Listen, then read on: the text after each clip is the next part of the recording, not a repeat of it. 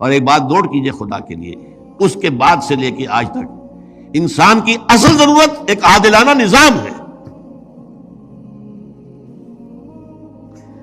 اس نظام میں ہم جکڑے ہوئے ہیں۔ آج کا نظام کیا ہے؟ جو آپ کی حکومت طے کر دے گی نصاب وہ پڑھایا جائے گا، آپ تو مجبور ہیں، you wash your hands of your son, آپ داخل کر دیجیے، اس کے بعد آپ کے ہاتھ میں کیا ہے، وہ تو جو پڑھائیں گے وہ پڑھے گا۔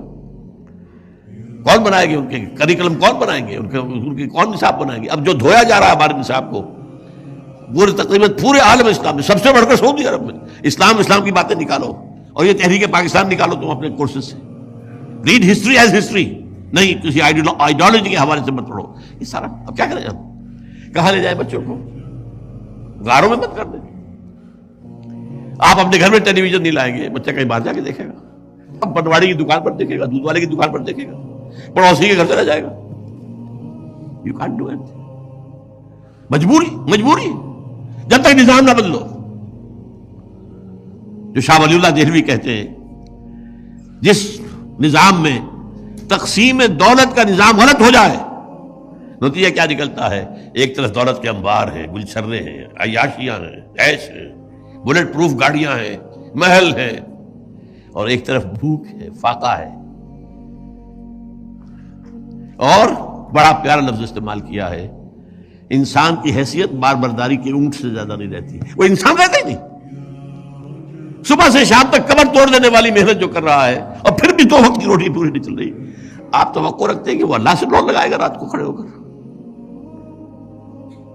خود حضور نے فرمایا کاد الفقر ان یکون کفرا، فقر جو ہے وہ تو کفر تک پہنچا دیتا ہے انسان کو۔